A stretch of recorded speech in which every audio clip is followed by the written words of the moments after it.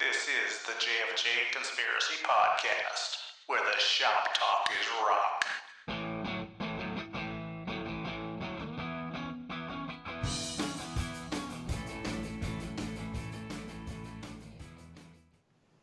I'm Jim. And I'm Frank.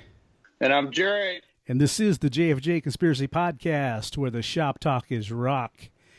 And if you're watching us now, you see we have a very special guest, and that's one Mr. Ronnie Barnett. Welcome to the show, Ronnie. Hey, thanks for having me, fellas. Yeah. Thanks for coming Good to be on. here. Thanks for coming on, Ronnie. Appreciate it very much. I don't need an excuse to come anywhere and talk about Kiss. So. All right. All right. Love it. Oh, did I blow the intro for that? No. Sorry Love about it. that. Go ahead. No, We'll get through We it. already clued everybody in, I think. Right. Okay. I had, talked earlier to the guys about this, and I had tickets for the March 15th celebration of Kim Shattuck show. And as time went on and this coronavirus thing got worse and worse, every day, it's funny, I had tickets for that show, and then Wednesday we were going to Vegas to see David Lee Roth. And waiting, and then, of course, got the word that the show was postponed. Mm-hmm. And if you can, tell us a little about, we're still going to be at the El Rey eventually? Sure. Yeah. The show will go on. At this point, I don't know exactly when. We were kind of looking at August, but we're going to keep the bill intact. So everyone is committed to. All the acts are committed to keeping the bill intact. So all those. Very cool. All of our friends and all those great bands and acts will still be there. So I don't know. I don't have a date to give you at this point. But, Right. it's weird. I kind of tied this into Kiss, too, because the last show I went to was Kiss and David Lee Roth All right. at Oracle Arena in Oakland, Wow. which was Friday the 8th? No. Yes. Something like that. Uh-huh. Anyway. I flew back, and I had to. It was up there. My fiance lives in Sacramento. That's why I was up there. So I had to cut my trip short to come back and rehearse kind of this Muffs Red Cross thing we were going to do Mm-hmm. on the Sunday, and then by Tuesday night it became apparent that we needed to postpone the show, and that was about a day before everything got shut down. So. Right. At that point, that Wednesday morning, it was kind of calling everybody like, "Are you okay with this? How's it?" Yeah. And, everybody felt like it was the right thing to do, and then by Thursday everything got canceled. Yeah. Anyway, Right. it's kind of weird. The last show I was at was a big arena Kiss show, which makes me feel a little weird. Yeah. I don't want anything to happen to me because, like, Yeah. you look back like, oh, yeah, the last show he saw was Kiss, oddly enough. Well, But acknowledging that in public so you won't look back on it as being weird. We were really proud of getting that show together, and a lot of people donated their time, and even people we didn't know, like Henry Rollins actually got Shepard Fairey, the artist, to do that poster. Oh, yeah. Who we don't know at all. Right. Shepard Fairey, for those who don't know, did that Obama Hope poster. He's Right. and he did Kim. So the show will go on and everything, and it's just we're all in limbo right now, right? All our lives are. Absolutely. I was telling our friend Jeff Brenman that I would probably be running him down to get to the merch table before him, because that poster is a must-have, man. It's Oh yeah. Great. They're only going to be available there. 350 of them. Not the cheapest item on the thing, but well worth it. Signed by Yes. Shepard. Yeah. And just so you know, if you are that first person, they're each in a tube, so it'll be protected Very good. as you guard it during the whole show. So. Yes. I might have to swing it around to keep my personal space. That's That's right. Yeah. Keep I that wonder how that's social gonna- distance, Frank. Yeah. I'm scared of that. Yeah. Like, are people going to be comfortable going to shows? It's probably going to take a while. Well, I was just gonna reading an take a article while. today, and I don't want to dwell on this too much, but they were, Yeah. it was some people talking about the possibility of concerts. I think it was Tracy Guns had posted it. Concerts, sporting events. Realistically, it's a possibility that we might not see anything until fall of next year. Oh, Yeah. You know, and people have to feel safe to go also, not just because it's open and available. You have to, want to be there. Just like I that, Jerry. Cover your mouth. I like that you still follow Tracy Guns. Yes, sir. I'm impressed with yeah. that. Yes. Follows everybody. We are all from Southern California, so that was a time. And looking at our faces, we're probably close age range in our mid-30s. So I'm thinking we probably have a lot of the same. Almost twice, but thank you, Frank. Yeah. Thank you, Frank. Yeah. Yeah, I would like to say that I was in high school when LA Guns had their big heyday, but that was not quite the case. No. I'm 54, so I didn't grow up here though. I'm from Houston, Texas. So. Oh. All right. I moved here in '89, so I got here on the tail end of the whole hair metal action here. Yeah. It was still going on. Oh yes. Yeah. Sure. Yeah. All right. Well, let's get to what we came to talk about, and that's all of our been a passion for a long time, and we grew up on this, and we're weaned on the band Kiss. Now you're talking about Ronnie growing up in Texas. Tell us about your first experience with finding out who Kiss was and hearing them. Yeah. Well, I was lucky enough to have an older. Boyfriend of a family friend who gave me his collection of Circus and Cream magazines and stuff at a very early age. Yeah. I'm talking age 8, 9. Wow. So I remember, I remember seeing Kiss, being kind of intrigued. But when Dressed to Kill came out, that's the one that I borrowed money from my Uncle Mac. It was actually my mom's Uncle Mac. Right. And I went down to Kmart and I bought Dressed to Kill, and it's the first full-length album I remember buying.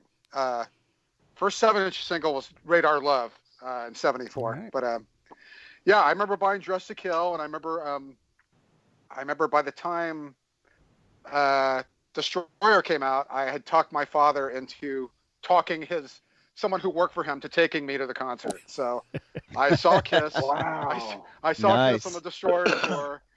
Sweet. The Summit in Houston, which is on YouTube. That arena, the Summit, was one of the first to have big screens full time, and so if you look up the Summit Houston on YouTube, there's all sorts of concerts, and that's why they're archived, because they had these big screens. And so we actually had really good seat. I was 15th row. Wow. Sweet. And I remember thinking, I just turned 11, and I remember thinking that Gene Simmons was the lead singer. Yes. And me too. I was shocked. I did too. I was shocked how much Paul sang, but Right. What's he at that doing? age you're not looking at different voices. Right. And obviously they sound much different, but I was like, oh wow, Paul's the front man here, and that's when Paul had the little bit of white in his hair. Right, that little And, blonde the streak. streak. Yeah. And, arguably, I mean, that could be the high point of them live, is that tour, because it didn't take long, as we all know, for the live performances to Dwindle. due to some of the habits of a couple of the band members. But Yeah.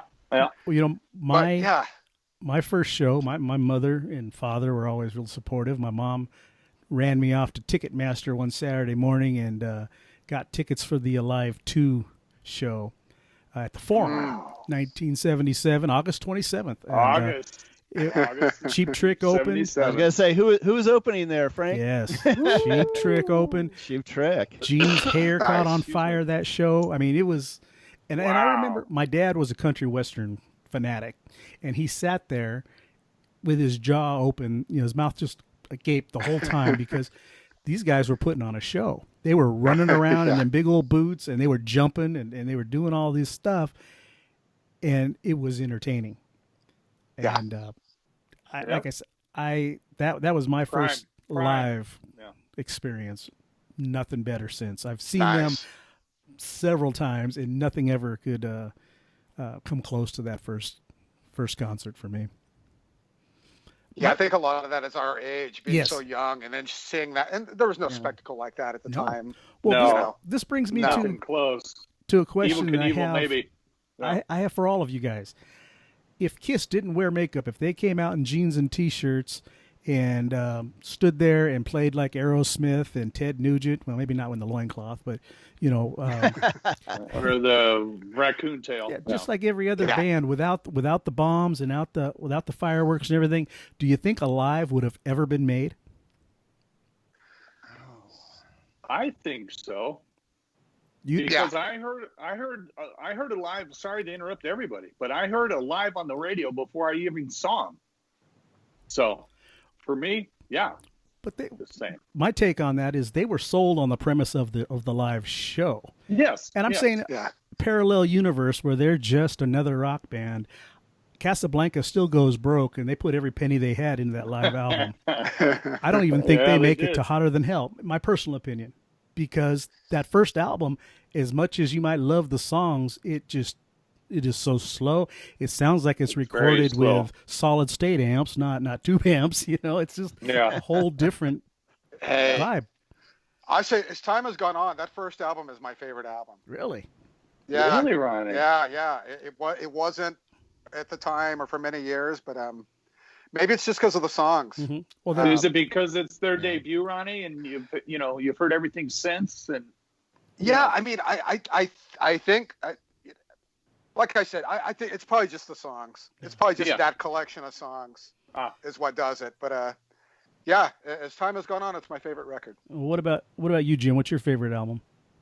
Oh, favorite album, man. The first album I heard, also Dressed to Kill, and so it's kind of stuck with me. All right, that way. A lot of good songs. There you go, promotional. There it is. Copy. Oh, promo copy. Nice. White label promo. Yep. It's one of my prized possessions. I always tell this one's going. Man. Hey, Ronnie. This one's going in the casket with me. Oh, look at that. We just became grave robbers. Don't tell anybody. I know. All right. Assuming Ronnie goes first. It's true. He may not. We might beat him. and he'll rest with his LP. What about you, Jerry? Your favorite Kiss album? I love Dressed to Kill, but to me, my favorite by far is Rock and Roll Over. Yeah. And speaking of Dressed to Kill, to me, they're very similar in that, to me, guys, it just sounds like they all plugged in, they all tuned up, and they jammed. Yeah. Rock and Roll Over, to me, is just them plugging in and jamming, and Dressed to Kill is very close, because to me, Dressed to Kill, when I first bought it, sounds very similar. It's just, it's almost live, but it's in the studio. Yeah. So, but Rock and Roll Over, for me, is my favorite. Yes. All right. Eddie Kramer. Yeah, yes. Yep. Eddie Kramer. No, Rock and Roll Over is that's my second. That was my favorite for years and years until it got surpassed. But yeah, Rock and Roll Over, perfect. Let me ask you, Ronnie, when Alive 2 came out and side 4 popped on and it was four or five studio tracks. Did you know that it was an Ace playing the leads on those songs? Could you tell? Of course not. Okay. I had no idea. And that said, I didn't like side 4 at age 4, however old I was, 13. Right. I didn't care for those songs then. Now I consider it a really great album side. Right. But I didn't. So I didn't pay side 4 too much mind at that point. Yeah. Well, I loved Rocket Ride. I'm an Ace guy. I loved Rocket Ride. I was gonna say Rocket. Oh yeah. For Rocket Ride. That Oh. Yeah. And then we moved on to the solo albums, and what grade were we in? That was in 78, so we were freshmen, sophomores, somewhere. We graduated in 81. We all went to school together, and okay, so you guys are 2 years ahead of. Okay, yeah, and I immediately, being a spoiled child, my mom went out and bought me all 4 albums. And, bless her heart. Yeah. And I played them in the order of the way that I liked the band members. So it was Ace, Peter, Paul, and then Gene. And I actually liked Peter's album for a long time for what it was. I did too. Yeah. I did too. I liked Ace's the best, but I found most people, and you guys can agree or disagree, most people liked Paul's album the best because it was the most Kiss sounding. Well, I will say, out of friends, out of all my friends, everyone loves Ace's album the best. Oh, it's always been that way. Same here. Now, as for me, I like Paul's album the best. But again, that has come later in life. Hearing those albums, now I really love Paul's record, know, and not just because it's the most Kiss like song pound for pound too. I think it's you can't argue with the Ace album, of course, but Paul's is my favorite now. All right, I don't know if it was you, Jim, or if it might have been Todd Newman. I don't remember, but it was in French class or Spanish class with Mr. Loubet, and somebody was asking me, "What did you think of Paul's album?" And I remember leaning over and go, you know what? I can't get into that hold me, touch me, love me, squeeze me stuff. And one of our friends was sitting behind and only heard the love me, touch me, squeeze me part. And he looked at us like, you guys got a thing going? What do you got going on there? Hey, you guys gonna meet at lunch? Yeah, exactly. But In and Out. Going on to, I never liked Gene's album. And I like Gene's album. The only way I really like on there. I Did you? like. Yeah, absolutely. I didn't care for it, and I thought he was name dropping with all the celebrities he had. He had everybody and their brother play on that thing, and he tried to have the Beatles. Yes, he tried to get everybody. Special thanks to John Paul, George, and Ringo. Yeah. But interesting, Frank, that you like Peter's record, and then and just dismiss. That's very interesting because everyone hates Peter's record to this day. Yeah, I like it okay. I like it all right. I like it okay. Yeah. My son and I got into an argument the other day that I love the song, the final song on the album, I Can't Stop the Rain. I think wonderful. Peter, that is a great song. It moves me. It actually does. And he just thinks it's the wimpiest sounding thing ever, So. Well, what does he know? Yeah. Well, young whippersnappers. I actually the first concert I took him to was the Psycho Circus show at Dodger Stadium. He was 5 years old. So he's been a diehard fan ever since also. Awesome. Nice. Now, nice. When Dynasty comes out, now you guys, I think I've told the fellas this before, I thought Dynasty sounded like solo album rejects to me. Throwaways. Didn't like that album much at all. What was your take, Ronnie? Age 14, that is where I got off board. I didn't like Dynasty at all. I didn't even buy it at the time. I love it now. I love the album now, but yeah, I think it's a fair assessment. It is kind of like solo album tracks all kind of put together. And I really did not like I Was Made for Loving You. I mean, it's weird to say, like I was done with them at age 14, but I really was at that point. Yeah. I am totally in agreement with you there. That's where I jumped off the boat because I heard I Was Made for Loving You and I was like, what are these guys doing? Yeah. These aren't the guys that were doing Getaway and Deuce and Parasite, rock and roll, right? No, at that point, Love Gun. They were really uncool at that point. They had all the merch and really little kids were liking them. You know what I mean? So all of us, costumes, lunch pails. Now, they were not cool to like at that point. Speaking of merch, Ronnie, what did you get into it? Are you a collector for stuff? I know vinyl, but no, I do have some stuff, but I didn't get it at the time though, because of that reason. I mean, that's right where, it was the solo albums into the movie. I was still really anxiously awaiting that movie and everything, and I remember just waiting 40 minutes. We still haven't seen Kiss. Right. Like what? I was on board. A whole lot of Anthony Zerbe as the mad scientist. Yeah. What the hell?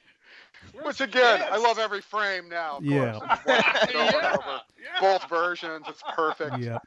But out of the original dolls, I just have a Peter doll over there. I do have some stuff, but not as much as I'd like because it's all really super expensive now, as you guys know. Yep.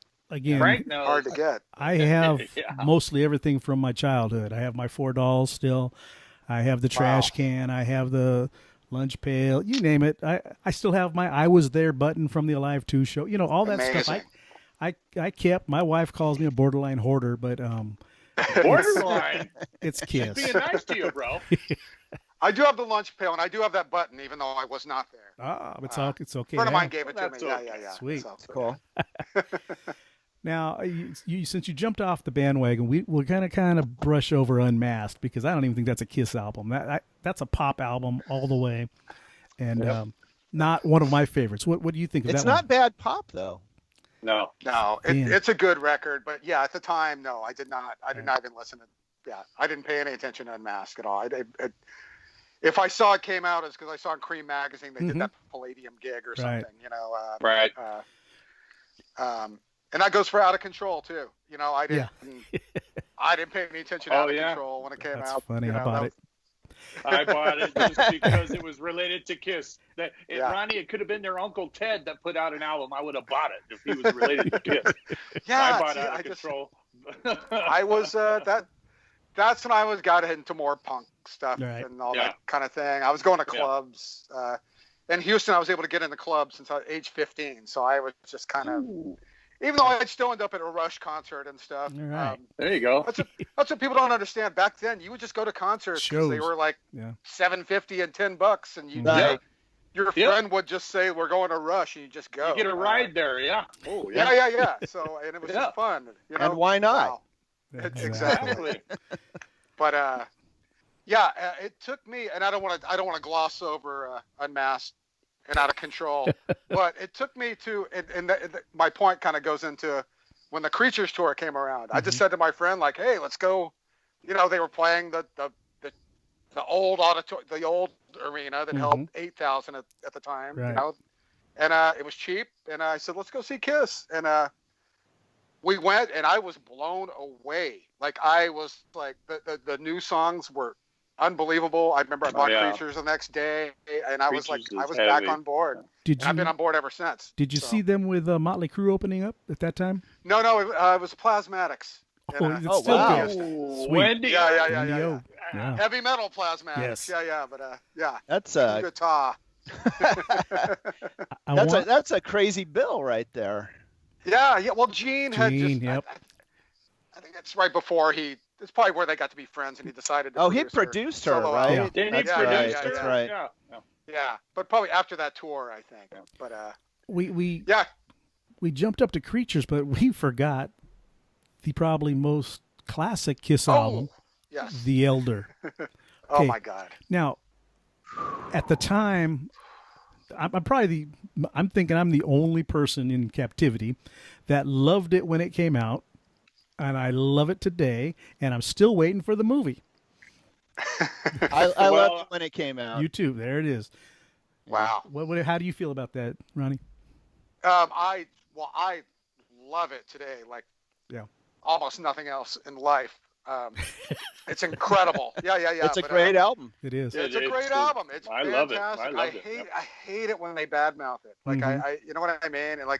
And they can't. They still pull out a song on the Kiss Cruise. They still play "I" and stuff. It's on the in Kiss heavy Cruise. demand. Yeah, exactly. Great song. But no, it's incredible. I love everything. I love everything about it. But at the time, I remember watching on Friday. I was watching Fridays every Same here. Anyway. Oh yeah. But I was not convinced by World Without Heroes again at that time. Right. 16-year-old new me hairdo. The tear at the end. The tear.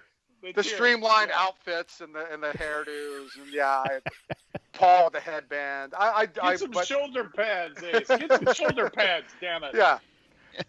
Now, of course, I love it, and my dream item is to have. I really want a promo poster. Yeah. From The Elder. Those are sharp. They're sharp and hard to find. But one day, if I have a spare $300 or whatever. Ooh, that much. Yeah. Wow. And I run into one. Yeah. Hey, let me kind of twist this just a little bit.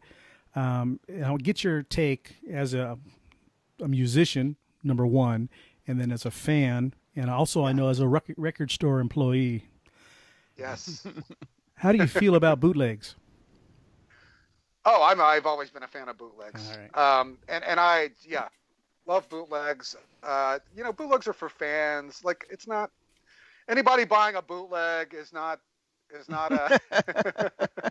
taking money out of the bands. Nobody's buying a bootleg instead of like Creatures proper or something. Right. So the more the merrier. That said, I don't have a ton of Kiss bootlegs. For whatever reason, I just probably because during that era I wasn't buying Kiss records, and then now. All right. Oh, they're so overpriced now; it's ridiculous. Yeah. Kiss fans, at a whole, are a fanatical bunch.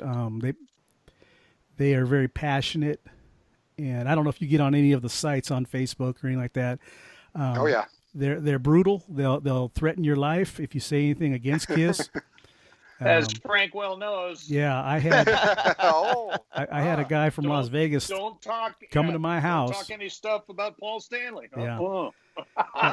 Paul, Interesting. Wow. let me just tell you. And Sorry, Frank. Yeah, Sorry. Paul made a post, and it was some up and coming musician, but he was dressed kind of feminine. And Paul made a comment about taking clothes from his mother's closet. And so I posted a picture on Paul's page of him in one of his 1980s sports bras with the rhinestones on it. And I said, you should know, but you took your mother's sports bra. And I was verbally attacked. And I don't block anybody. I don't, I bring it on. But this one guy decided he was going to find out where I live, and he's going to come to get me. Because how dare I say anything negative about Paul Stanley? Defending Paul Stanley's sexuality. Yeah, and Interesting. Paul's secure enough. Whatever, I don't think he cares. Right now. Yeah. The funny thing is, Paul makes fun of himself during that era. Mm-hmm. Oh yeah. Yeah. Oh yeah. How could he not? Right? How could he not? Right. The pictures speak for themselves. Rouge and He had bicycle. He was wearing bicycle reflectors or something on his shirt. It was just crazy stuff. It looked cool at the time, though. Well, when MTV was going and Lick It Up came out, and they did their big reveal without the makeup, I watched. Yeah. I wanted to see it. I watched. Yeah. I did too. And I had all the magazines. JJ Jackson. Yeah. Yeah, I had all the magazines with them, hiding their faces and the handkerchiefs and everything else before that. The bandanas. Yeah. Yeah. And radio pictures where they're in helmets. Sure. Right. Like with goggles. Yeah. Yeah. And the funny thing about it is, we were all in the dark, but everybody in the business knew what they looked like. Of course, it was a well kept secret for the band. No internet back then. Yeah, that's the big thing. I have a story about this, which I don't think I've ever told this before. All right. My family growing up, we used to. I grew up a rich kid. I got that out of the way.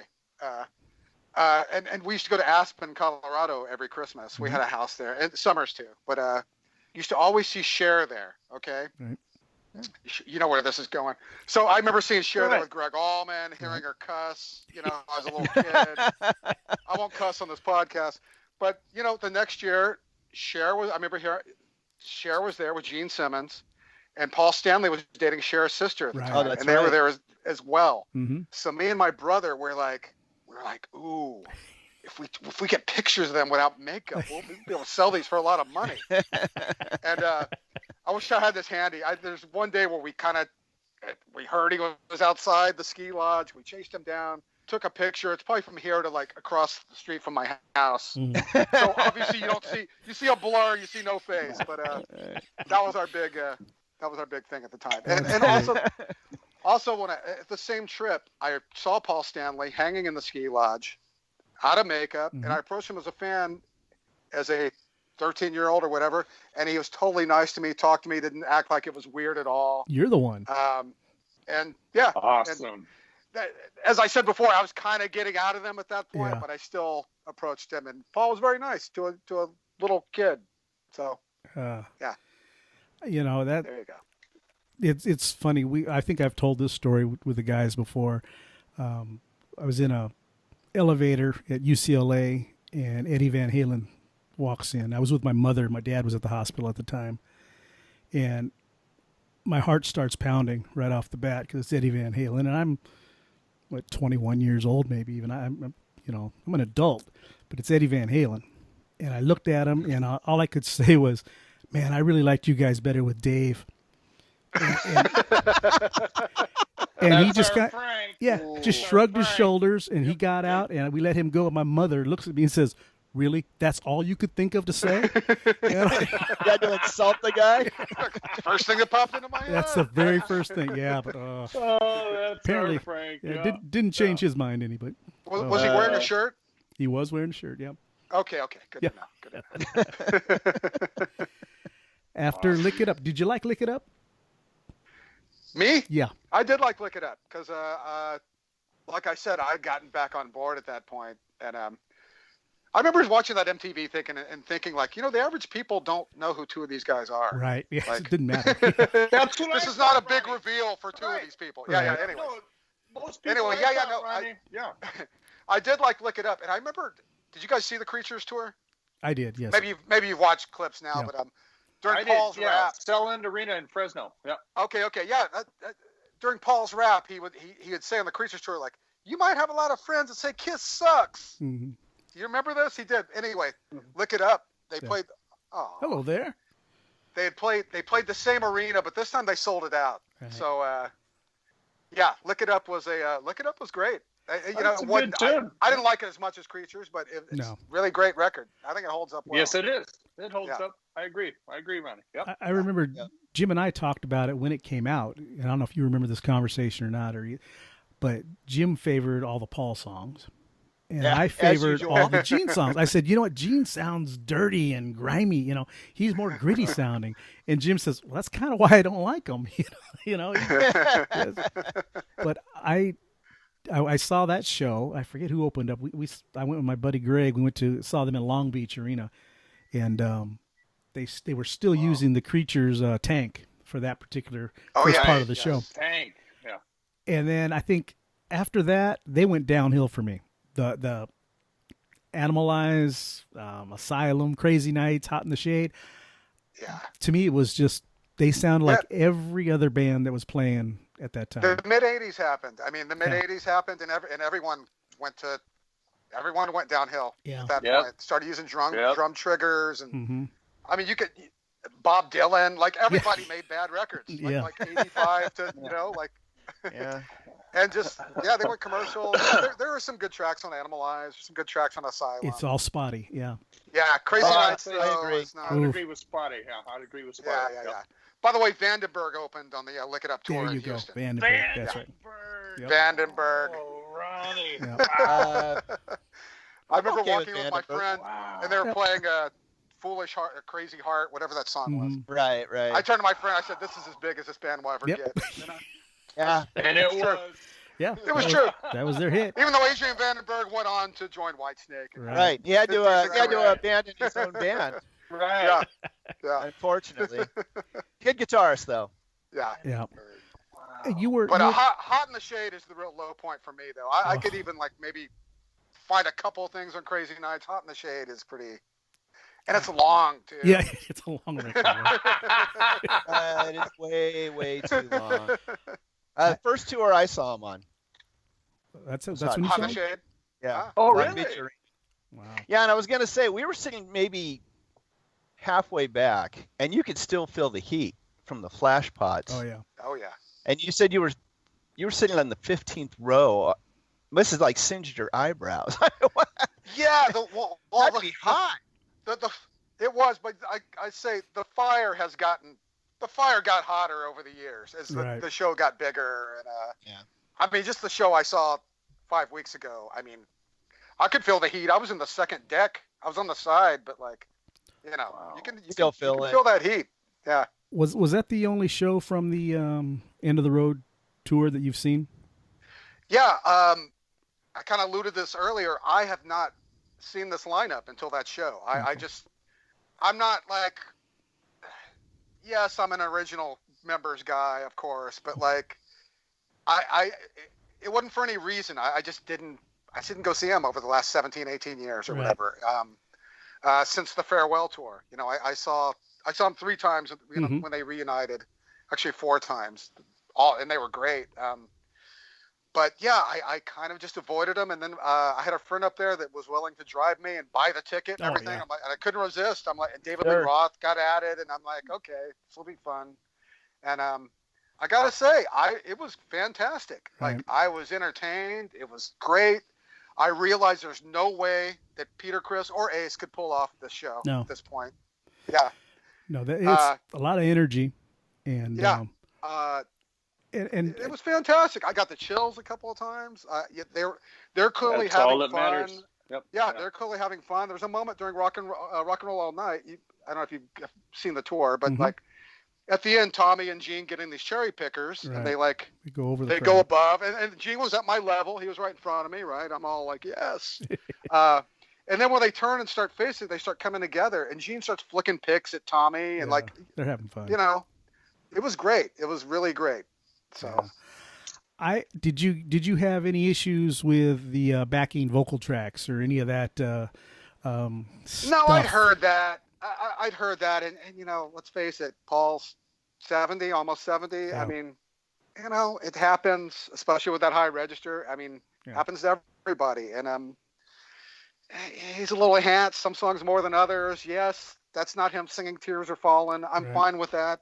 I still enjoyed the song. It's it's a show, right? And it doesn't bother me. I have an issue with Tommy dressing up like the spaceman. I have an issue with Eric dressing up like Peter Criss, and it's not because it's the characters, but it's those are the originals that made that band, and it's not the same. They're actually better musicians than Ace and Peter. Yes, and they're tighter, but very tight. It's not the same when you see them. To me, now a few years ago, I saw the show over here, Glen Helen, where Kiss played co-headline with Aerosmith, and it was the first show that I had seen Tommy play lead guitar. And I went and I bought a shirt, and in the back it was that old. Remember when Kiss had the flag and they're all kind of grouped together and they got the Spirit of '76. Yeah.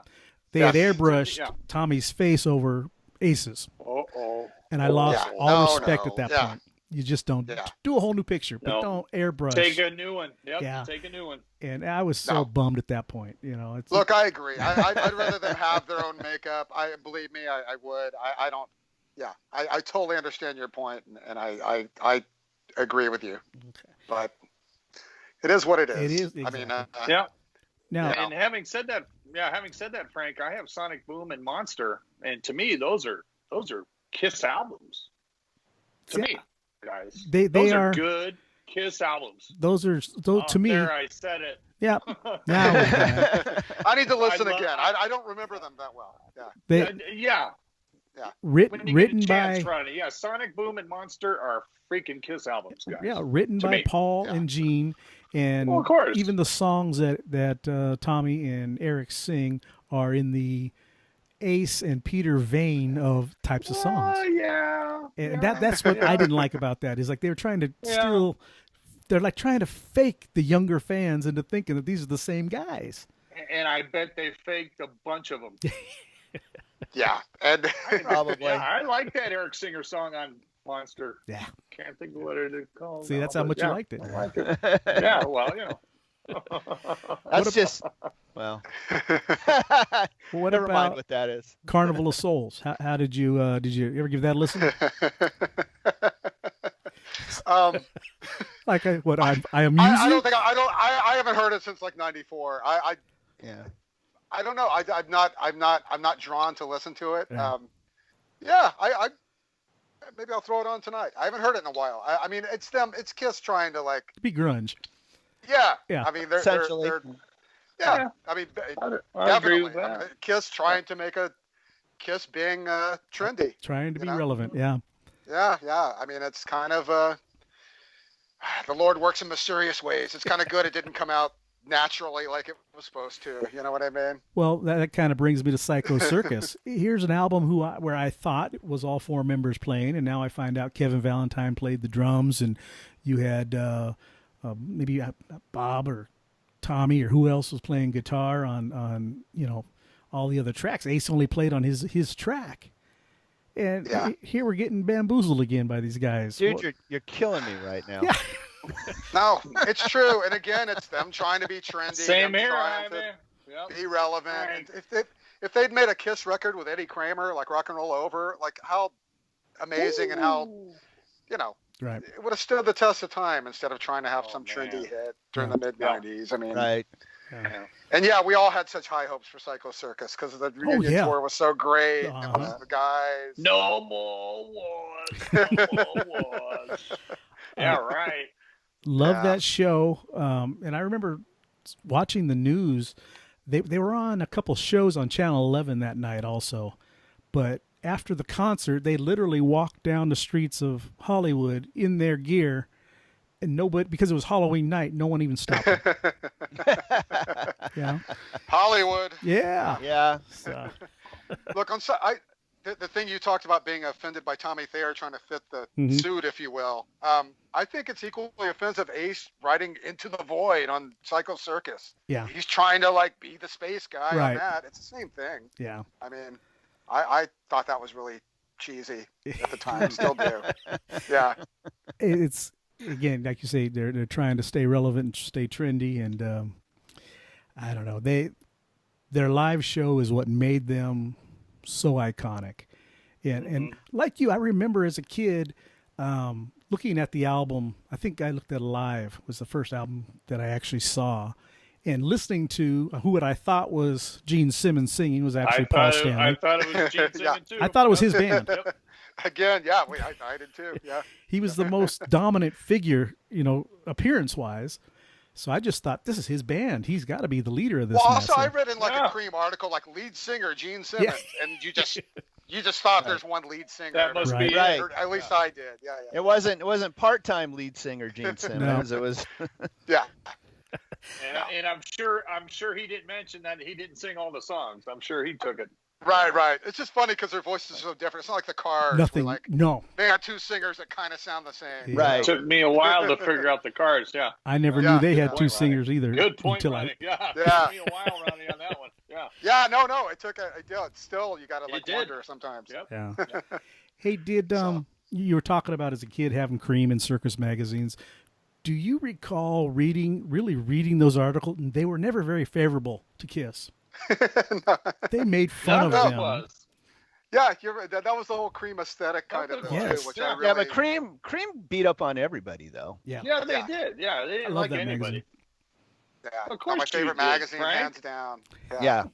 Great humor, great writing. Probably because they didn't take themselves seriously. I mean, you trusted those. Yeah, I trusted Cream. Yeah, Well, and a lot of it had to do with the fact that it was tongue in cheek, and they were kind of just telling you how it was. It wasn't a puff piece. Right. Yeah. And speaking of that, let's talk about the Rolling Stone for a moment. What's your take on the Rock and Roll Hall of Fame? Great segue as always. About Kiss being in the Rock and Roll Hall of Fame? Let's just start with the Rock and Roll Hall of Fame in general. We got time. You're a beauty. I know. Frank. I've always got to be careful because you'll be in. Oh, no, well, not for that reason. No, not going. that there's any chance of that. No, Ronnie, you cats are going. There are people that do nice things for a career that are involved. Right. And I've gotten in trouble before because I'm kind of a little honest. So I know we're all new friends here, but I have a habit of speaking my mind. And but yeah, look, Kiss belonged in the Rock and Roll Hall of Fame 20 years before they got in. They got in. It's a good thing. I mean, Sure.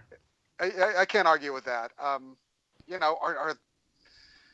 got to be running out of groups, right? I mean, you would think. Ted Nugent isn't in yet. Well, you mentioned Ted Nugent standing there. I got to say, there was next to Kiss, there was not a hotter live act than Ted Nugent in the late 70s. No, he was the bomb. Yeah. I mean, dude was on fire. Yeah. Oh, incredible! And I know he is what he is now, and it's hard to if he just shut up and play. Right. Yeah. Right. But Jesus Christ, I will never not love that first record, and the few ones afterwards too. But especially that when I say first, I mean that self-titled record. Mm-hmm. Yes. And Ted Nugent. Oh my God. 70, incredible. 77, 78, 79. I mean, he ruled the air. Yeah. Sold out everywhere, and I just moved boatloads of product. Yeah. I saw him in '79 with Angel opening. So one time I got to see Angel, on the Sinful tour. That's awesome. Glad I went to that. Weekend Warriors tour for Ted. All right. Yeah.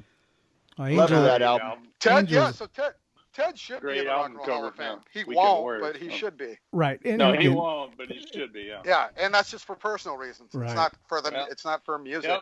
Right. Yeah. So sad. And by the way, that first Kiss show I saw, we're talking about opening acts. Mhm. Bob Seger and Artful Dodger were the Sweet. openers. Oh wow. Yeah. How was Artful Dodger? Well, see, 54-year-old me is freaking out that I had a chance to see Artful Dodger. Right. Right. 11-year-old me didn't know who they were, and my dad's friend who took us didn't care about the opening act. So we came in halfway through Bob Seger. Oh. So, yeah, and that's right before Bob Seger kind of took off. And Bob was an act that I didn't care that much about back in the day. And now I can't get enough of his music. That guy's voice is just amazing, and his song crafting. Oh, yep. Great stuff. Yeah. No, every album has, and even the later ones, even the 80s ones, have like 3 really great songs. Like Like a Rock is actually a really great song. That commercial just ruined it. Yeah. By taking the chorus and the slide part only. Yep. It's a really heavy song about aging. Like, it's heavy. Yeah. But anyway, love Bob Seger. Oh man, Jim, is there anything non-album wise that you can think of you'd like to ask Ronnie, get his opinion on? Probably most of the questions I have aren't related to Kiss. Well, unfortunately. Yeah, we have to save that for a later show, Frank, because Jim being a player of the bass. Oh yeah, this is fun. I'll come back anytime, you guys. This is fun. Right. We'll talk about whatever. I can tell you. So I guess so what was I guess I'll put the question this way. So Kiss was sort of the impetus for me wanting to play, and so eventually I bought a bass off of Frank actually, and that was how I got started playing. Don't blame Frank. I don't blame Frank whatsoever. But were you affected by Kiss in that way, or was it somebody else that made you say like, man, I really want to pick up the bass and go? Or I don't know if you started on guitar. Yeah, it wasn't. No, it was. Oddly enough, it was always bass, which is, I say odd because kids don't grow up wanting to play bass. You want to play guitar, drums, or sing. I was hanging out at the local record store at age 12 on. I got to be friends with the manager. I ended up, he hated anything remotely punk. So like I'd sweep up and vacuum and get the Ramones and the Clash promos. And, nice. And, but like I said, I'm from Texas, and in Texas, there's also this big, or there was at the time, this big blues scene. Right. And going back then, like I saw the Fabulous Thunderbirds at age 15, and they were, it's weird to think of now for most people because they went pop, but that was a great band. And the manager of the store played bass and really liked like Thunderbirds and like Dusty Hill. So I was influenced to ask my father for a bass, which he gave me at age 13, 1978. And it's the bass that I played all through the Muffs. I made it for life. It's you might see me in pictures of me with another bass here and there, but like it's an Antigua gray one. It weighs a ton. I've ruined my back. Right. I have shoulder, like I can feel it when I drive for a long time. Like, that said, I've never found a better sounding one, and I put every mark on that thing. And, I asked for a bass, and I met a government teacher at my high school going into my sophomore year that was like known as like the weird teacher who had a rock band, and him and his brother took me under their wing and taught me. Those two guys taught me to play. Like they taught me to play very simply, so I could pick it up at first. And I ended up at a band in high school. And my sophomore year in '81, we played the talent show and did Gang of Four song. And wow, very cool. I mean, Wire, Right. like nice. We were named after a Wire song in '81. I mean, that's great. To put it in comparison, the other band that played the talent show was called Illusion and played Hold On Loosely. So like. Which I love now, of course. But So that's how I became. And then basically I played in high school. I played in 2 bands, and I kind of put it away. And I became a journalist in Houston for our weekly entertainment paper at an early age. I was like, well, I can talk to Sonic Youth and I can get free records and I get in shows free. I'm going to do this the rest of my life. Can't beat that. And what happens was I met Kim and I became friends with Kim. And then in '89, we became a couple, and that's what got me to California. And she quit her band and had a bunch of songs, and basically ended up in my girlfriend's band. I was not supposed to do this, and we went on for 29 years. Yeah. So, yeah. Beautiful. So, let me ask you another question then, because I know. That's awesome. I know Yeah. I'm off topic here, but No, it's got me I didn't mean interested, to. so I don't mean to go on. Not Get at it all. out. Get it out. But- yeah. as a member of the Muffs, you got to open up for Cheap Trick. Yeah. So Twice. being able Almost to three open up times. for your idols for your favorite band. I mean, what was that like? Yeah, well, I remember the year. It was '94. We'd only had one album out at the time, and we got offered to open for my two favorite bands from '79, which was Cheap Trick and the Knack. Different shows, but and that time at Cheap Trick, it was the Coach House and the Ventura Theater. And what Right. happened? Coach House. Coach House still there. Yep. Oh, Yes. yes, it is. And Cheap Trick still plays there every year. Mhm. Yeah. So does LA Guns, by the way. Probably multiple Yeah. times. Yeah. Yeah. What happened was, back in those days, that was the early part of the band. We were a little more volatile. And we were not treated very well by the club. So we went on, and you guys know the Coach House. Right. For people that don't, it's kind of a dinner theater type thing. There are Right. long tables going from the stage. Right. People actually have dinner before you go on and while you're playing if you're the opener. And basically we kind of talked a little stuff about the club. We did our usual act. Imagine that. Stood on stage. If you guys remember, you come on and off the stage up a staircase there, right? So I was the last to go up. And the manager of the club literally had Kim by the neck with his arm cocked back, Whoa. saying, "You're not going to talk." I don't know if I can. You can cuss. say what you want. Yeah. Stuff.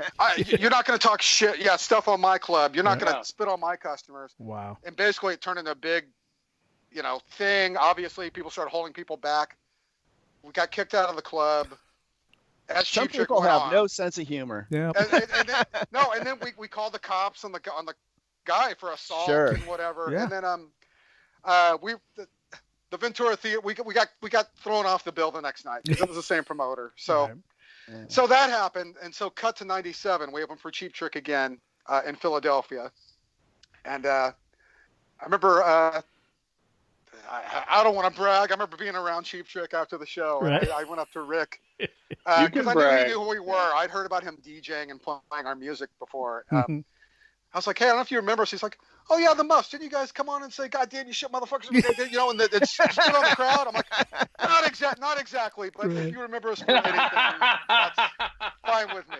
So Oh, sweet. yeah, and I gotta say, Freaking opening for Cheap awesome. Trick too. I had the same side of the stage as Rick, Mhm. and I was very respectful of his staircase. Right. I didn't mess with his picks, nothing. And just another story, something you don't ever hear. At soundcheck, I watched him soundcheck in Philadelphia. Rick flicks out picks at soundcheck with nobody there. It's just Just natural. happen. Yeah. Just does it. I was really impressed by that. Yeah, That's I went cool. and picked him up afterwards. But yeah, he just Good for you. I was it's gonna just say, natural. you Yeah, pick it's 'em up. just something he does. Yeah. So Well, I was Pick 'em I was- all up. I was not at that I was not at that Good Coach job. House show, but a buddy of mine was, and so he kind of told me a little bit about the chaos that was going oh, on. yeah. It's great to hear it firsthand, Mhm. Ronnie. Thank you. I remember being outside and hearing them do Heaven Tonight, which they had not started doing until Right. that point, and freaking out that I wasn't able to be in the room. Right. Ah. Oh man. One of Well, my favorite songs. we yeah, do yeah. want to have you on another time, and we want to really delve into some more of those stories because it's part Anytime. of it's I got part a of the lot of rock them. world we just don't have access to. Yeah. And we knew we had to get you while this whole coronavirus and quarantine stuff was going on because once everybody's lives get back to normal, it's going to be a lot tougher. So Right. you know, Everybody's I'm always- stuck now. Always here for you guys. Yeah. appreciate it. Thank Thank you so you much. very much, Ronnie. Thank Oh, you thank so you, guys. very much. All Thanks for right. having me. This was a blast. So Well, like I say, there was, like I say, we're talking about the Cream and Circus magazines, and I could go on and on about the makeup and the non-makeup years. There's just so much.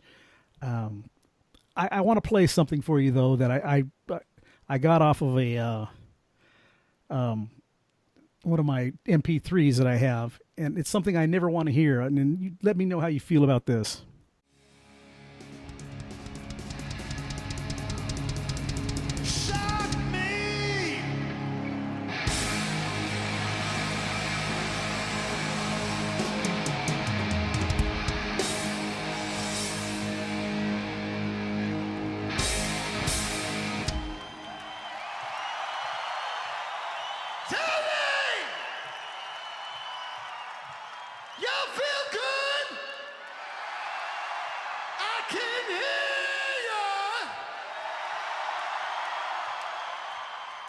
All right, then.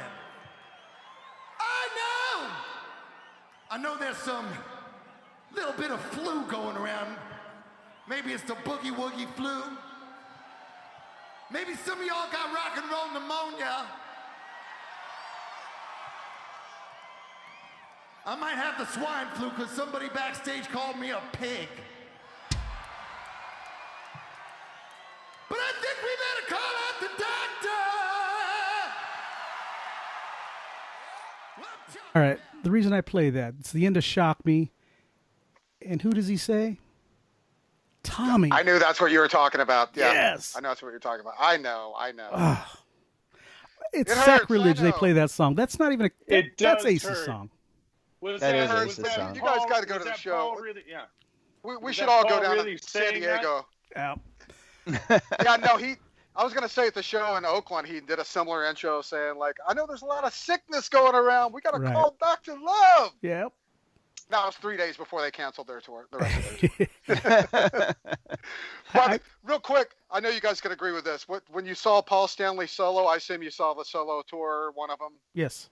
Well, if you didn't like me, I thought Paul would maybe be between songs in his normal voice. Oh, no. Because it's in a club. No. Still yelling at you. Song's just like, this song's meant to win. Yep. Yep. And it's You just Paul fall. on stage. Yeah. and it'll give There you you give go. you a clue, something like this. People!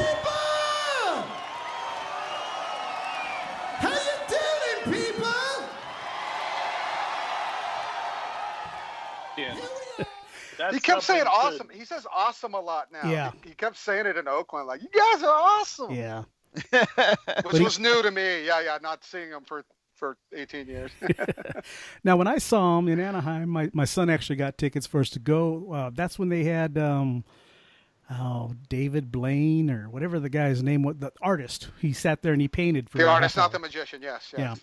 Yeah. So it wasn't David Blaine, but it's he's an artist. He paints pictures upside down and it's abstract, and then he turns it around at the last minute and it's Jimi Hendrix, and he did Obama and one other one. But I feel like, wow, you got to see Dave opened up for him. That's something. Yeah, and Dave was great. Like Dave, he got a lot of stuff. When the first show in Vegas. Oh, yeah, it was rough. Right. And look, Dave's voice. Look, Eddie Trunk always says this too. Go back to like 80 and watch a clip. His voice isn't that different than live. Right. But I gotta say, the show was a tight 40 minutes. There were no breaks. He did not talk besides the breakdown and everybody wants some and stuff. Like, Right. Which I like Dave talking, Yeah, I do on the too. one hand, but Sure. But I mean, he sounded great. I said to my companion, who was not impressed, I was like, well, that's as good as you're going to get Dave. And, That's right. That's as good as he's going to.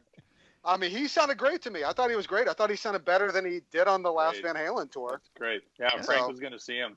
Yeah, we were going to go to Vegas, and we may still go depending on how this all plays out and Yeah. when the Stands out. shows come on. Right. but I don't know. Right. I just I remember, like I say, being from Los Angeles, we used to go to once Van Halen hit big, we used to go to the Forum every year and see him. Yeah, And for him. Yep. Dave has always sang a beat just behind where he's supposed to be. He's always, and that's his thing. And I think, Yeah. I think it rubs people the wrong way. They think he doesn't know his own words or whatever, but that's just his style. Yeah, and Ted Templeman's a genius for making him sound so great on those records. Yeah. I mean, the records, Yeah. they're undeniable. You Yeah. know what I mean? But No, Next time I'll tell you I settled out of court with David Lee Roth for something. I'm not sure if I can talk about it. Gosh. Well, you get that info and let us know for sure. Oh, you Find have out, Ronnie. got to Find come out. back on. Find out. Yeah, find out. This happened 3 years ago. You're in the biz, Ronnie. Find out. And let us. I have a know contract. on a I mean, show. Wow.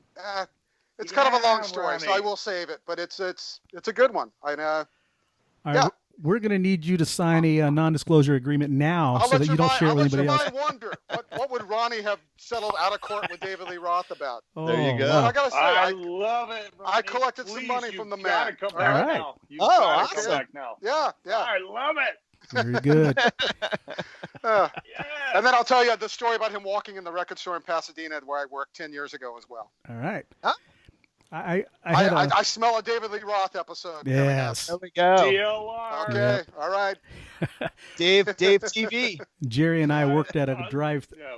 We worked at a drive-through dairy out of high school in Glendora, and Michael Anthony came in and talked to us when they were on tour with Sabbath, and they were blowing Sabbath off the stage every night. And Michael Anthony was just full of himself at that time, and we just ate it up because we were huge Van we Halen loved fans. it. We were Of kids, course. Ronnie. 17. Sure. No. He- That's like the whole tour. He rolls in he rolls in his Porsche, Yeah. and the license plate says Mr. JD number 7. And of course, we don't wait on any customers as soon as we see them. We don't wait on anybody. Yeah. We're just like kids. Well, we You were. did the right thing. You did the right thing. Yeah. Let me tell you though, Right thing. he's Excuse me, telling yes. us that he's about to get married, right? And he's going to get married over in Pasadena and everything. And Right. Jerry says, "Well, we're not invited, but what if we took a bunch of ice cream and stood outside his house and just sold it as people came in, and maybe they'll invite us in." Do you remember that, Jerry? No, not Yeah. at all. Of course not, Frank. Yeah. Great idea. Yeah. You kidding? Oh, Was what that could the fair happen? warning tour? Yeah, of course I don't remember. All right. We should have though. Yeah. I haven't thinking about it now. Yeah. What's the Heck worst could yeah. happen? They tell you to take a hike. Right. Exactly. That's Don't right. sell Yeah, ice yeah. cream in front of my house, darn it. Hey, Ronnie, we do a thing on our show. Normally, our show consists of we each bring a band, a new and unsigned band, and we play a track and talk about the band, try to get them some exposure, and then we talk about a classic rock album also. And we also have a little segment we call "What Floats Your Boat," and what that is we have our guests or other bands or our listeners send in a video of what floats their boat. What are they listening to right now? What kind of music, what album is turning them on at the moment? And by any chance, do you have anything right now where you could tell us what's floating your boat? Whew, it's got to be something new. Oh, no. It Something could contemporary. be anything at all. No. Okay. God. What's floating it? God. Well, as far as new releases, it's this newly released Game Theory record. Right. Oh. I don't know if you guys know who they are. Jeff is a fan as well. I was always a big fan of that band. I'm a big power pop guy. So I always thought Scott Miller was just a genius. I always thought he'd be rediscovered like Big Star was later in their career. Mm-hmm. And it kind of happened to kind of a small extent with the whole catalog getting re-released. But there's a new release put together of the last lineup of the band, which included Michael Curcio from the 3 O'Clock. And Right. They didn't last too long, but they made some demos and there was a very well done compiled, not necessarily what a record would have been, but kind of what a record would have been of the last lineup of that band. So as far as new stuff, that's what newly released stuff. That's the top of my list. Other than that, I've been going through the Public Image catalog. So, Oh. Yeah. Very yeah, cool. and that's when I say catalog, up to 94. I'm not going to. Right. Yeah, it wasn't. Yeah. Yeah. There you go. All right. Well, Makes sense. one other thing, talking about Game Theory. What is your take on opening up with a Beatles cover? Oh God, I'm the main person that's been like bad mouthing this. Yeah, no, I think it's ridiculous. And I know Dan, the guy who put it together. And, no one asked me for my. But yeah, I think it's ridiculous. Scott Miller is one of my favorite songwriters, and to have an opening track that I have to skip. Right. Like, okay, yeah, he did all my love, and we all love the Beatles. But like, personally, I'm not a fan of covers that much. Like, I don't even like Pinups by Bowie. Right. Like I just don't.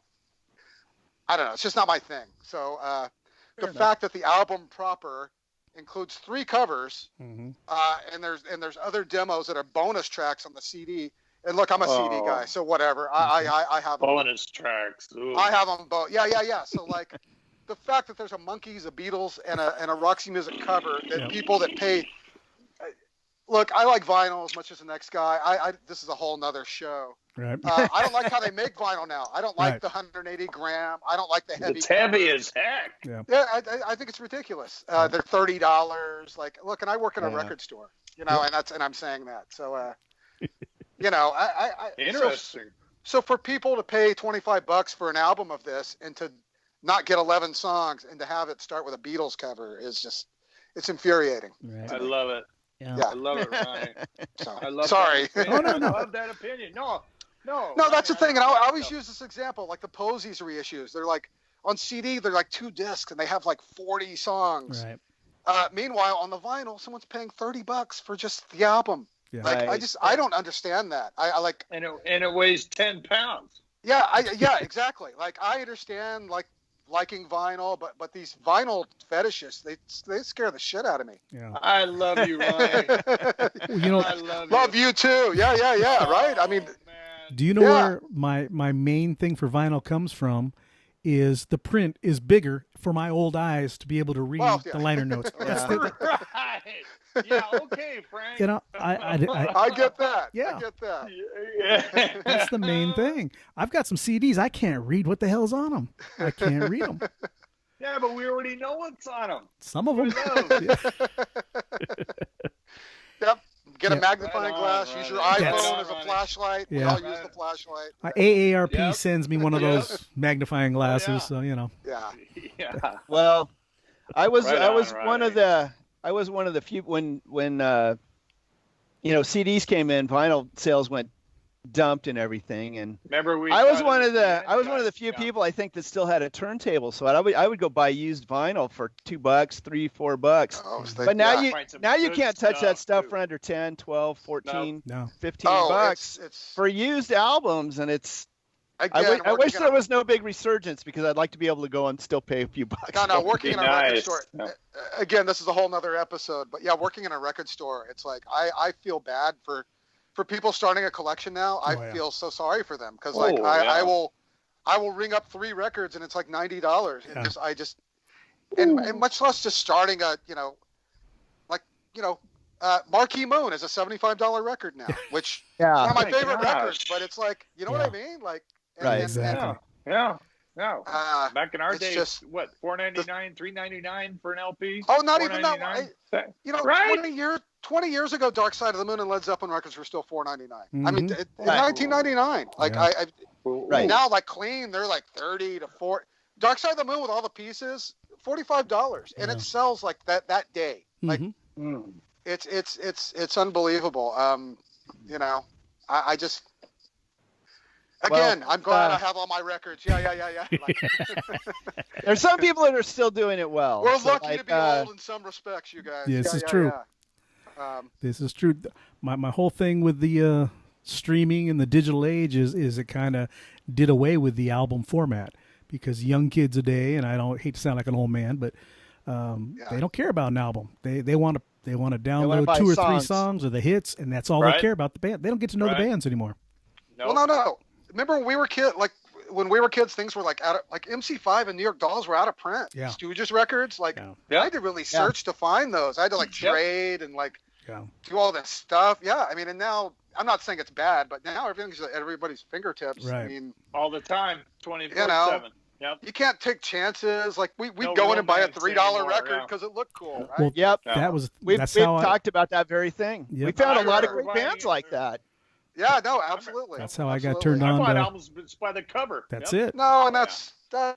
part of the reason it's all kind of. said and done. Mhm. Yeah. You know, I know there's new bands or whatever, but as far as like an evolving art form, I mean, It's over. It's done. Yeah, Yeah. yeah. And what a great time. The 70s, that was as good as it got, you guys. I totally We agree didn't with know, that. but it was. Yeah. Well, I'd beg to differ, sir. If you put on 1995's Blonder and Blonder, Yeah. I'm telling you, Thank you. nothing Well, died in the 70s, sir. Yeah. Again, I am proud. I realized this too the last like a dozen years of our band, when we started kind of not doing full tours and doing fly-ins like everybody, happens. Yeah. like LA does now. Like, Mhm. I mean, we were lucky to be established at that point and, Right. and be able to do that. And I don't know how new bands, I don't know how they do it now. Cause there's no going town to town and building an audience. And yeah, we're lucky to be there. Blunder. We spent $150,000 on that record. Like, Oh, it's amazing. It's my that thing We had a just straight through. $60,000 video. I mean, Yeah. that was the last of the big money, you know, for bands like us. It was Yeah. fantastic. It was great. Well- Like people like have bad stories, like major label stories. Not here. We had a great time. That was a Oh, that's great good. era for us. Well, Yeah, you, and that's you popped my balloon You know. saying you don't like covers because that just I guess I'm not going to redo Onina. So that's fine. You can do. love that song. Well, man. you can try. I'm bro. fine You with can try, that. bro. Yeah, no, that's There's so many that's catchy a songs, man. People always responded to that song. Yeah. Yeah. Oh, it's so damn To me, catchy. it's Funny Face. Yeah. To me, it's Funny Face. Not to dive off the. But to me, it's Thank Funny you. Face. Yeah, no. Ethel, my Funny love. Face is To have those back to back, Ronnie. Yeah. Funny Face and Ethel, my love. Yeah. Thank you. That's Thank you. I can. That's why No kidding. our band. Thank Not to you. go on too much about our band. I know we're trying to wrap it up. No, but do it. But we always, you know, I'm proud of us that we were able to play like punk festivals and power pop festivals and Right. garage festivals Right. Yeah. and play with metal Oh, band. We can everything. play with anybody, you know. You guys like, could. Yeah. and you know that's why like it drives me crazy when we're called like pump pop, and they try to like Mm. lump us in with those horrible Yeah, rock bands band. because look Yeah. at Funny Face next to, you know, like Mhm. Funny Face is a really beautiful, you know. Yeah. Not saying I can say that because I didn't write them. So But you're part of them, though. we're proud, Yeah, and but you I played- know that's why we hung you around played too, bass because of on 'em. songs. Well, you Yeah, guys, so- on another subject, you guys were in a lot of movies too. You are on soundtracks for Soundtrack after. You- it's it's like, true. did you know somebody, Uh, or what's really going on there? No, you know, back in the 90s, as I go for a prop here, you know, back in the 90s, I mean, that was like kind of the heyday of that. Like, so it'd be like, it wouldn't be a surprise. We'd be like, oh, we got a song in Buffy the Vampire Slayer this Mhm. week. And oh, we're on Angus. And we were on the road when we got offered can you see this? Oh, Clueless. There Oh, you go. wow. Sweet. It's our platinum record. We earned a platinum record. Okay. Very cool. And we're the first song on the record. So I don't Yes. feel, you know, we're not buried in that movie. Like we're not No, playing in a 7-Eleven, you know. Oh, some no. Scene. it's a big part of it. I got a long story about that too, but Awesome. you know, yeah, back then, yeah, we like you say, we ended up in a lot of movies, a lot of TV shows. Yeah. You know what would happen was like these producers would call Warner Brothers and like say send us some band, you know, send us some CDs, Mhm. and so they'd send them like Mudhoney, Babes in Toyland, and L7 and us, and we'd be the band that Yeah. somebody could understand. Right. You know what I mean? Of Like, course. no offense, I love all those bands, but you know what I'm saying. Yeah. Like, Right. Yeah. so that's how we ended up in like the Ivan Reitman movie Father's Day with Father's Robin Day. Williams and Big Billy one, yeah. Crystal, where we're like featured. We're actually like playing, and Yeah. you know that's why I'm like during this pandemic I should be working on my book. Oh, I'm in the midst of writing a book. Yeah, like, we just need that. kinda, you know, mid-level rocker with a bunch of good stories. You know, working the system. You know, like, you know, but yeah, Please have a chapter solely dedicated to the Coach House. I'll put that in my notes. Yeah. I'll add that to my Yes, notes. Ronnie, please. By the way, Kim ended up playing the Coach House again, opening for Black Francis right before the wow. Pixies thing. So Right. they forgot about it or whatever. Or I don't know, 20-something years went by. That's But, something else. Yeah, but We definitely anyway. want to have you back, and we really want to get into the whole career because huge fans, and we know there's lots of great stories to be told. You guys, you were, it was a generation of music that it lives on and on and on. And to have music that I still have I put on my phone, I have it on my iPod. It's on every format that I have.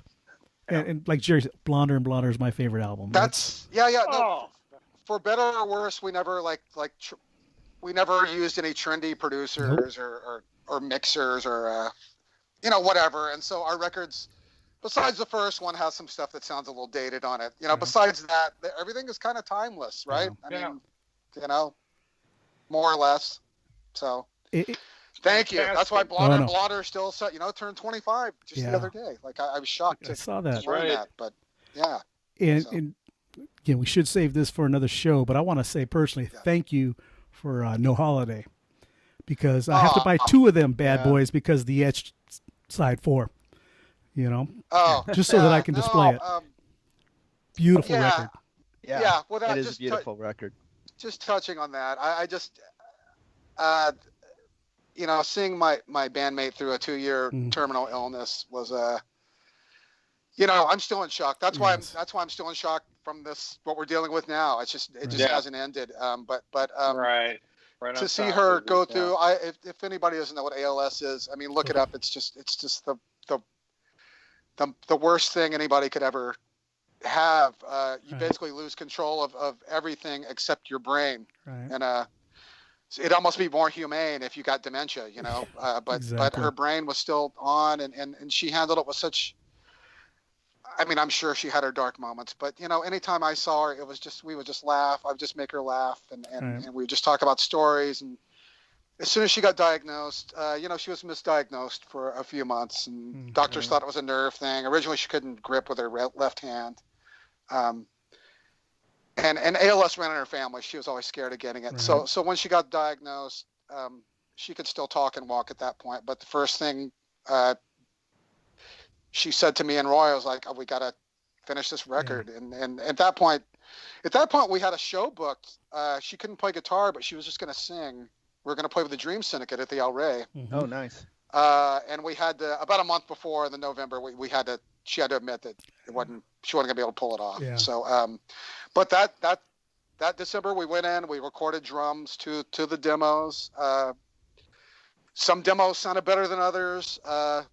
Some of those songs were already done. Mm-hmm. So,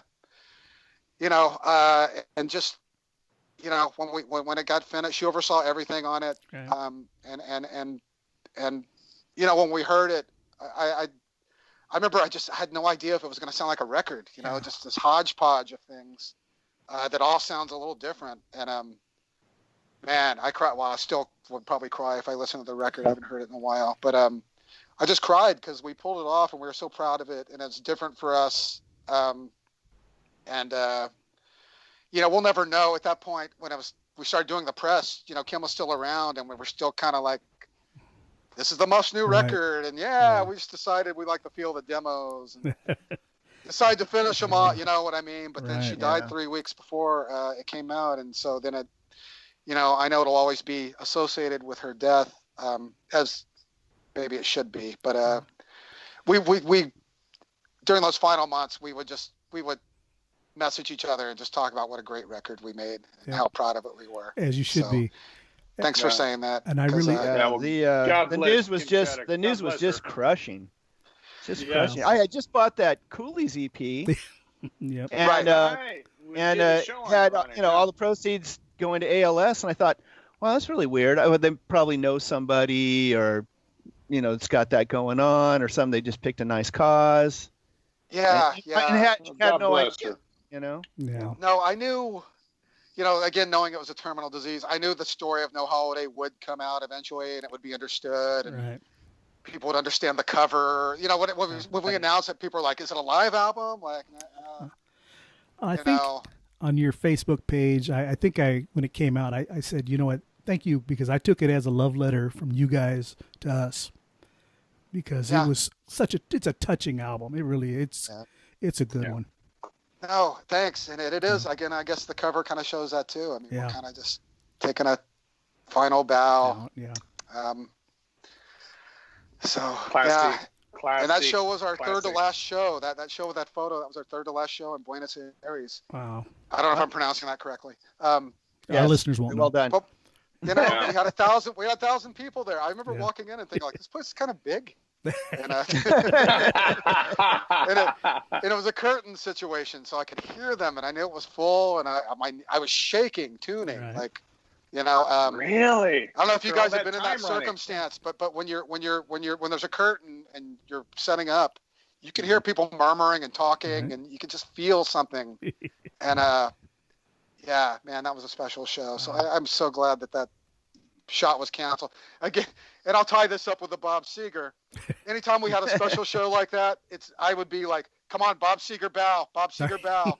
So that's Very why we're good. bowing and holding hands at the end, because we would Awesome. join hands and do the Do like the on the big back of bow. the Bob Seger album. Love it. Yeah. Love it. So Very cool. All right. Well, we Thank you very much, Ronnie. all right, y'all. Thank you too. you I take hope it didn't care. go too long. No. Well, No. Anytime, every Yeah. show. We will. Irma. Yeah, you're a good cat. We will Very patient. definitely get in touch with you again. Like I said, we want to go into a whole nother show Yeah. on your career, and like I said, you've already touched on some pretty good stories, but I know there's a lot more to be There's told. more to tell. Yeah, there's more to Yes. tell. Oh, I want to hear Awesome. about the knack, too. And I can elaborate on all that stuff. And hey, I still got the David Lee Roth David Lee album Roth. settlement story Yeah. to tell you. All right. Love it, Ronnie. Very good. Thank you. Okay, you guys. All right. Thank you. You take Thanks care for now. having me. No, Okay. thank Okay. you, man. See you soon. Thank you very Okay. much, sir. Thank Bye-bye you.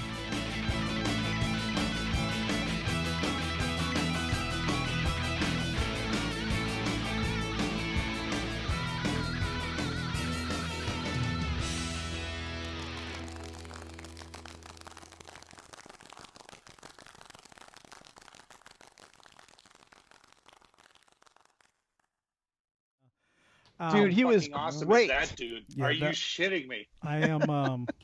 Oh,